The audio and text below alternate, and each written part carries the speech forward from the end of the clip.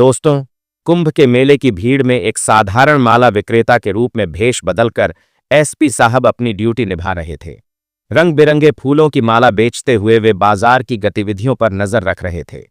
तभी एक दरोगा ने उन्हें रोका और धमकी भरे लहजे में हफ्ता मांगने लगा। एसपी साहब ने शांत रहते हुए स्थिति का जायजा लिया, लेकिन जब दारोगा की बदतमीजी हद से बढ़ने लगी, तब एसपी साहब ने अपना आई कार्ड निकाला और इसके बाद जो हुआ उसे सुनकर आपके भी रोंगटे खड़े हो जाएंगे। लेकिन दोस्तों, आगे बढ़ने से पहले आपसे एक ही रिक्वेस्ट कि आप वीडियो को एक लाइक और चैनल को सब्सक्राइब जरूर करें। तो दोस्तों, एसपी विक्रम राणा अपने विभाग के सबसे ईमानदार और तेज तर्रार अधिकारियों में गिने जाते थे।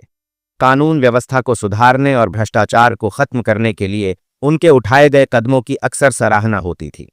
विक्रम न केवल अपने विभाग के लोगों के लिए बल्कि आम जनता के लिए भी एक आदर्श थे। उनका मानना था कि कानून सबके लिए बराबर है और पुलिस का काम जनता की सेवा करना है, न कि उनका शोषण। हाल ही में विक्रम के जिले में कुंभ मेले का आयोजन हुआ था।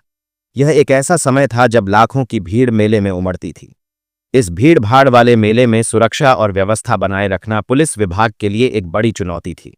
लेकिन विक्रम को यह भी खबर मिली थी कि मेले के दौरान कई पुलिसकर्मी दुकानदारों और छोटे व्यापारियों से जबरन पैसे वसूल रहे थे। यह उनके लिए एक गंभीर चिंता का विषय बन गया था। इस समस्या की जड़ तक पहुंचने और दोषियों को रंगे हाथ पकड़ने के लिए विक्रम ने एक गुप्त योजना बनाई।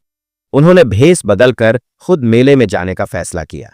साधारण कुर्ता पजामा और गले में गमछा डालकर वह एक माला बेचने वाले छोटे दुकानदार का रूप धारण कर मेले में पहुंचे। उनका साधारण हुलिया और चेहरे पर थकावट का भाव उन्हें किसी आम व्यक्ति जैसा दिखा रहा था। विक्रम ने एक कोने में छोटी सी दुकान लगाई, जहां उन्होंने माला और पूजा सामग्री बेचना शुरू किया।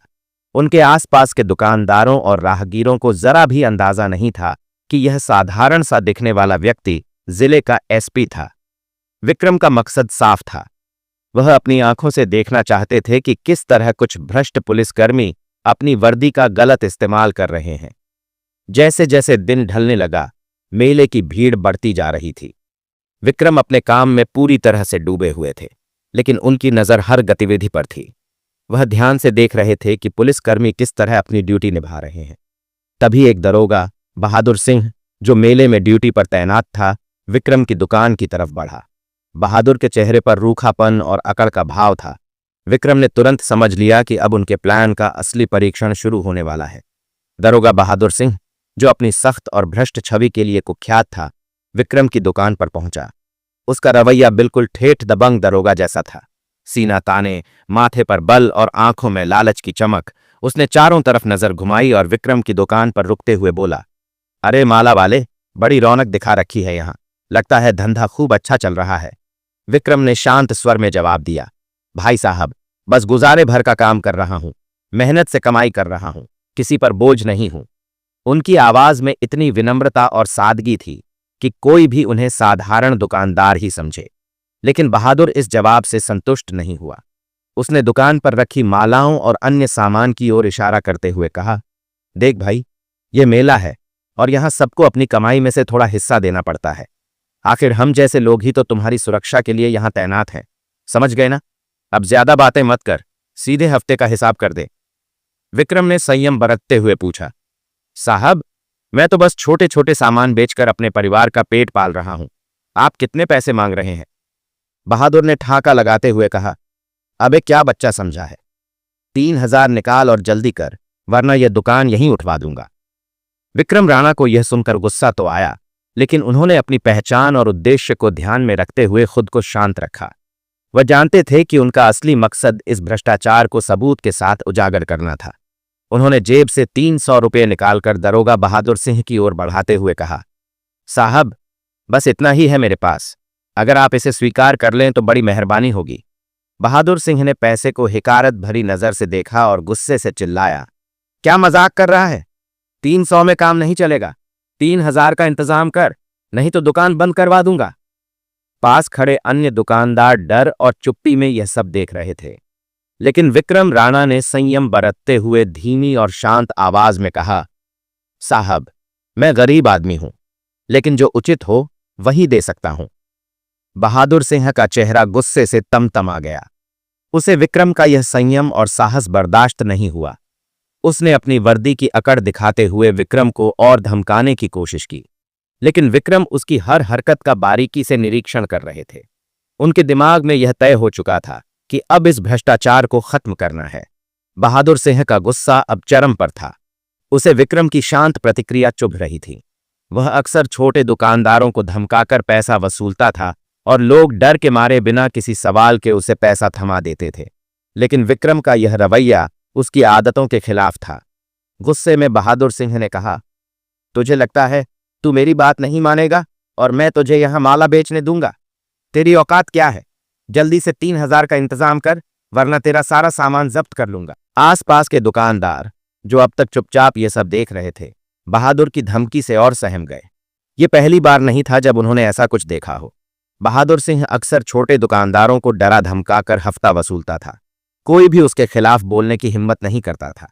लोगों को पता था कि अगर उन्होंने विरोध किया तो उनकी दुकान बंद करवा दी जाएगी या फिर उन्हें किसी झूठे केस में फंसा दिया जाएगा। विक्रम ने यह सब बारीकी से देखा। वह समझ गए कि बहादुर सिंह न सिर्फ अपनी वर्दी का दुरुपयोग कर रहा है, बल्कि उसने डर का ऐसा माहौल बना दिया है जिसमें कोई भी उसके खिलाफ आवाज उठाने की हिम्मत नहीं करता। विक्रम के भीतर का ईमानदार अधिकारी और जिम्मेदार नागरिक यह अन्याय देखकर खौल उठा, लेकिन वह अब भी शांत थे। उन्होंने तय कर लिया कि इस दरोगा को सबक सिखाने का यही सही समय है। विक्रम ने विनम्रता से कहा, साहब, मेरी इतनी हैसियत नहीं कि मैं 3,000 दे सकूं, लेकिन अगर आप चाहें तो जो भी मेरे पास है वह ले सकते हैं। बहादुर सिंह ने गुस्से में झुंझलाते हुए कहा, इतना ही पैसा है तो दुकान लगाने की हिम्मत कैसे हुई? चल, अपना सामान समेट और यहां से निकल जा, वरना मैं अभी तेरे सारे सामान को जब्त करवा दूंगा। बहादुर की इस धमकी के बाद आसपास के दुकानदार और भी डर गए। कई ने तो अपने पैसे निकालकर उसे देना शुरू कर दिया ताकि वह उनसे झगड़ा न करे। विक्रम यह सब देखकर बेहद व्यथित हुए। उनके लिए यह सिर्फ एक घटना नहीं थी, बल्कि उस व्यवस्था की गहराई तक फैले भ्रष्टाचार का कड़वा सच था जिसे मिटाना उनकी जिम्मेदारी थी। अब तक विक्रम राणा ने अपनी असली पहचान छिपाए रखी थी, लेकिन वह इस दरोगा को उसके असली रूप में लाने के लिए सही मौके की तलाश में थे। उनके दिमाग में एक योजना बन चुकी थी, जिसमें वह न केवल बहादुर सिंह को रंगे हाथ पकड़ने वाले थे, बल्कि अन्य दुकानदारों को भी उनके अधिकारों के प्रति जागरूक करना चाहते थे। बहादुर सिंह की धमकियां जारी थीं। उसने गुस्से में विक्रम के सामान पर लात मारते हुए कहा, सामान समेट और यहां से निकल। अगर दोबारा इस इलाके में दिखा तो सीधा हवालात में डाल दूंगा, समझा? यह कहते हुए उसने विक्रम की दुकान का एक माल उठाकर जमीन पर फेंक दिया। यह देख आसपास खड़े लोग डर के मारे कुछ बोलने की हिम्मत नहीं कर पा रहे थे।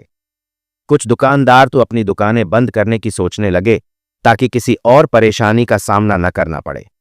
विक्रम अब तक खुद को पूरी तरह शांत रखने की कोशिश कर रहे थे, लेकिन उनके सब्र का बांध टूटने लगा था। उन्होंने बिना गुस्सा दिखाए विनम्रता से कहा, साहब, आप वर्दी पहनते हैं, आपसे उम्मीद होती है कि आप हमारी रक्षा करेंगे, लेकिन आप तो खुद हमें परेशान कर रहे हैं। क्या यह सही है? बहादुर सिंह को यह सुनकर और गुस्सा आ गया। उसने विक्रम की ओर उंगली दिखाते हुए कहा, अरे, तू मुझे सही और गलत सिखाएगा? तुझे लगता है कि तुझ जैसे मामूली दुकानदार से मैं जवाब सुनूंगा? तू जानता भी है मैं कौन हूं।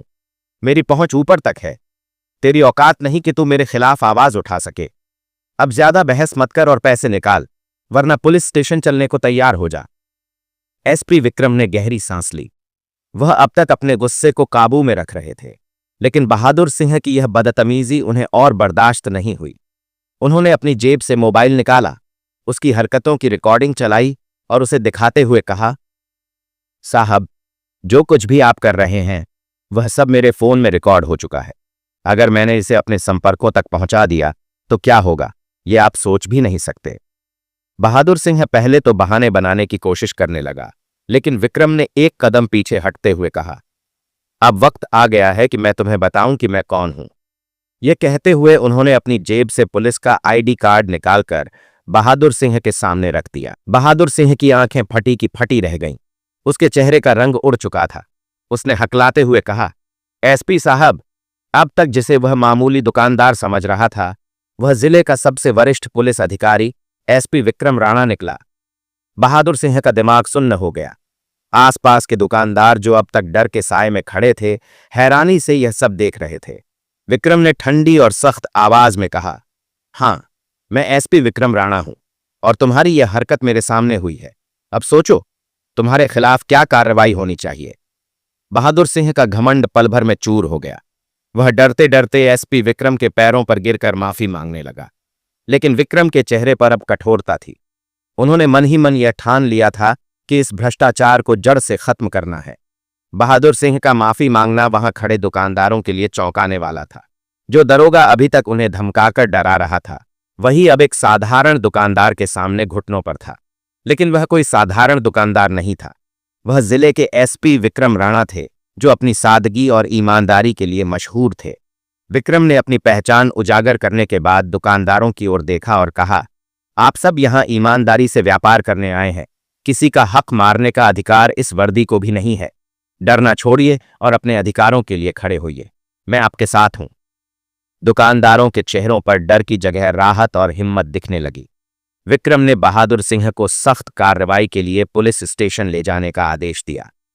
उन्होंने सभी दुकानदारों को भ्रष्टाचार के खिलाफ जागरूक किया और भरोसा दिलाया कि अब कोई उन्हें परेशान नहीं करेगा। दुकानदारों में एक नई उम्मीद की किरण जागी। उन्होंने पहली बार महसूस किया कि उनके पास अपनी समस्याओं को हल करने के लिए एक जिम्मेदार अधिकारी है। एक बुजुर्ग दुकानदार ने हिम्मत जुटाकर कहा, साहब, बहादुर सिर्फ मुझे ही नहीं, यहां कई और दुकानदारों से भी जबरन पैसे ले चुका है। उसकी वजह से हम सभी बहुत परेशान हैं, लेकिन डर के मारे कुछ नहीं कह पाए। आज आपने जो किया उसके लिए हम आपके शुक्रगुजार हैं। विक्रम ने उसकी बात ध्यान से सुनी और कहा, यह मेरा काम है।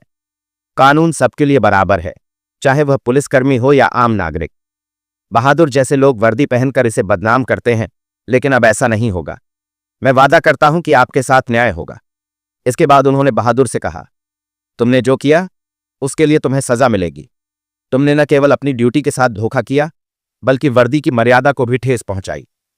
तुम्हारे खिलाफ विभागीय जांच तुरंत शुरू होगी और अगर तुम्हारे अपराध साबित हुए तो तुम्हें निलंबन के साथ कानूनी कार्रवाई का सामना करना पड़ेगा। बहादुर का चेहरा सफेद पड़ चुका था।